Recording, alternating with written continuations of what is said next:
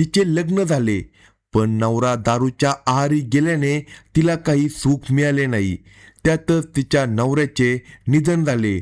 आता ती सासूच्या आधारावर जगू लागली.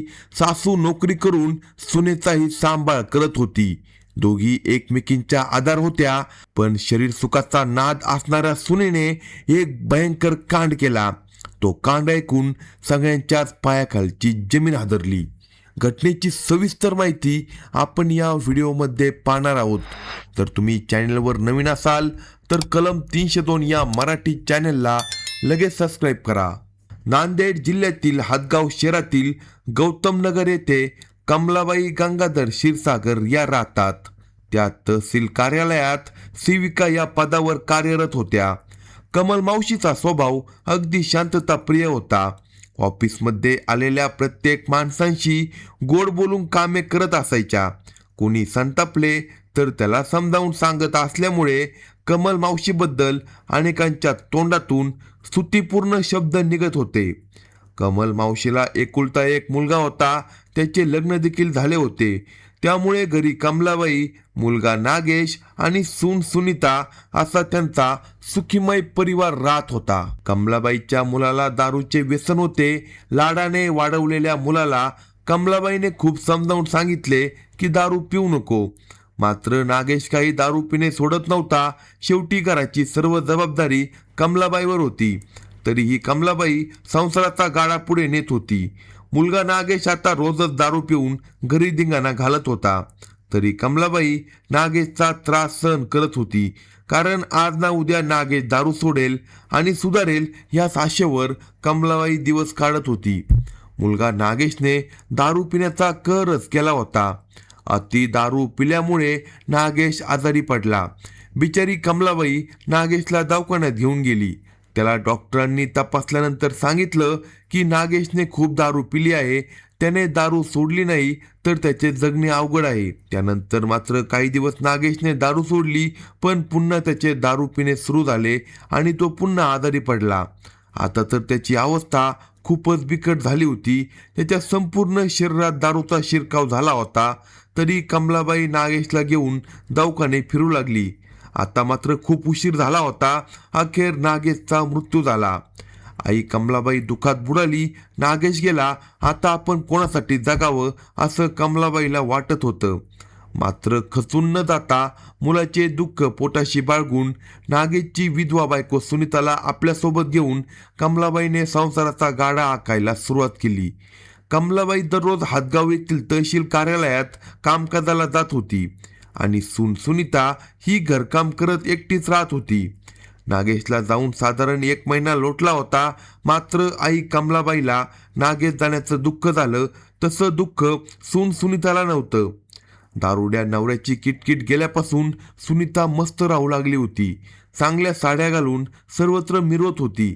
एवढेच नाही तर कोणत्याही अनोळखी पुरुषासोबत गप्पा मारू लागली होती. ऑफिसचं कामकाज संपून कमलाबाई घरी येत असत तेव्हा सुनीता कोणत्या तरी पुरुषासोबत बोलत असल्याचे दिसून येत होते. त्यावरून सासू कमलाबाईने सांगितले की अगं कोणाशीही बोलू नको, जग फार वाईट आहे. बाई माणसाने बाईसारखं वागावं. मात्र कमलाबाईच्या बोलण्याकडे सुनीता लक्ष देत नव्हती. सासू कामावर गेली की सुनीता पुरुषावर नजर फिरवत होती. अशातच दररोज फायनान्स कंपनीच्या वसुलीसाठी परमेश्वर वानकडे हा गल्लीत येत असायचा. सुनीता व परमेश्वरच्या रोजच नजरा भिडत असत. ती नजरेला नजर देत म्हटल्यावर त्याने पुढचे पाऊल टाकले. तिच्याशी ओळख करून घेतली. आता हळूहळू दोघांची ओळख झाली. हळूहळू ओळख वाढत गेली. ती एकटीच घरात असल्याचे माहीत झाल्याने परमेश्वर आता तिच्या घरात जाऊन बसू लागला.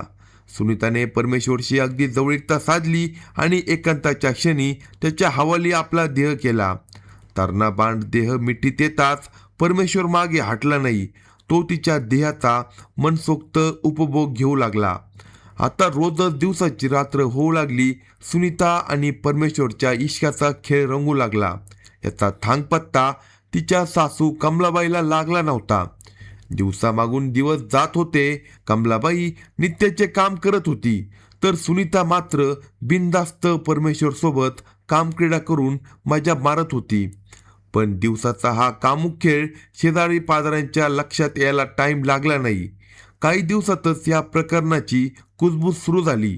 त्यानंतर काही दिवसांनी कमलाबाईच्या कानावर ही खबर पडली की तिची सून सुनीता फायनान्सवाल्यासोबत रोज घरात दार बंद करून बसत असते. हे ऐकून कमलाबाई चिडली. सुनीताला वाटले आपल्याकडे कुणी पाहत नसावे, परंतु लोकांच्या नजरा अधिक असतात. त्यामुळे लोकांनी कमलाबाईला पक्की माहिती दिली की रोज फायनान्सवाला परमेश्वर घरी जातो. आता मात्र कमलाबाईच्या तळपायाची आग मस्तकाला भिडली होती. घरी जाऊन तिने सुनीताला जाब विचारला, "काय ग सुनीता, तुझं आणि फायनान्सवाल्या परमेश्वरचं काय चालू आहे?" "काही नाही, फक्त माहिती देत होते, बाकी काही नाही," अशी उडवाउडवीची उत्तरे सुनीता देत होती.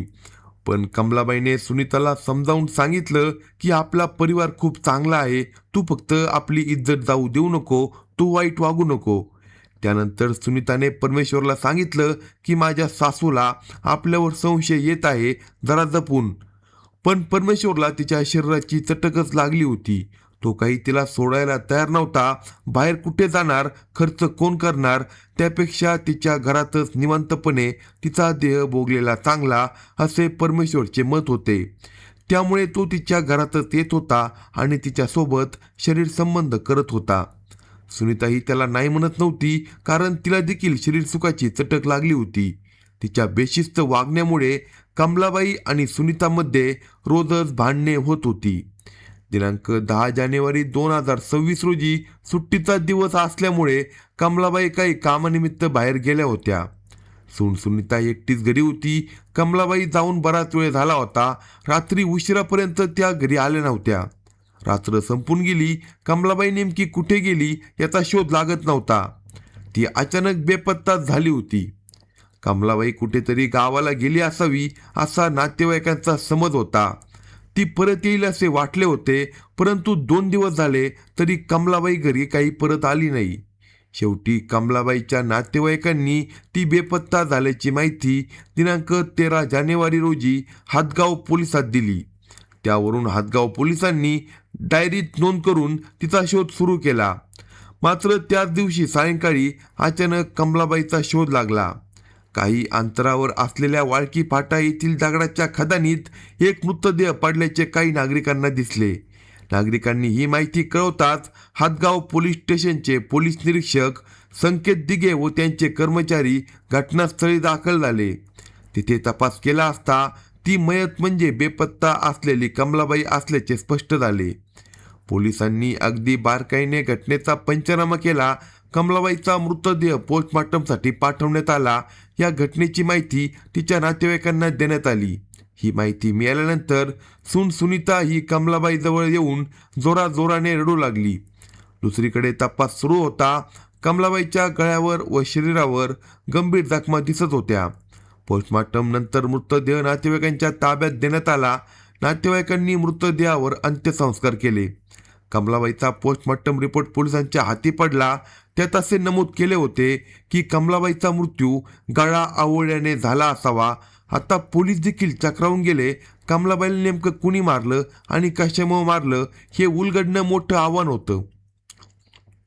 हातगाव पोलिसांनी सर्वत्र कसून तपास सुरू केला. तेव्हा संशयाची सुई सुनीता व परमेश्वर या दोघांवर स्थिरावली.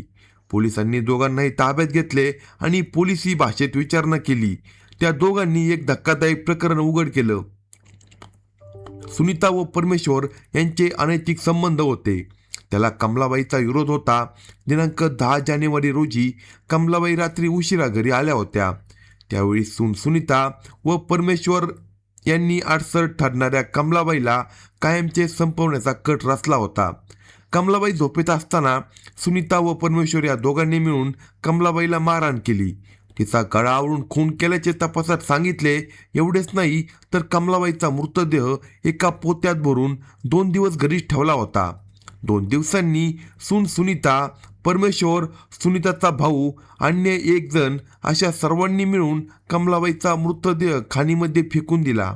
हातगाव पोलीस स्टेशनचे पोलीस उपनिरीक्षक गणपत सुदाम बर्गे यांनी दिलेल्या फिर्यादीवरून आरोपी सून सुनीता नागेश क्षीरसागर वय 35 तिचा प्रियकर परमेश्वर किशन वानखेडे वय 38, गुन्ह्यात मदत करणारे अक्षय नारायण कदम, अमोल लोबाजी इटकरे अशा 4 आरोपींवर गुन्हा दाखल करून त्यांना कलम 103 प्रमाणे गुन्हा दाखल करून अटक करण्यात आली. अशाच नवनवीन क्राईम स्टोरी ऐकण्यासाठी कलम 302 या मराठी चॅनलला लगेच सबस्क्राईब करा आणि आपल्या प्रतिक्रिया कमेंट बॉक्समध्ये कळवा.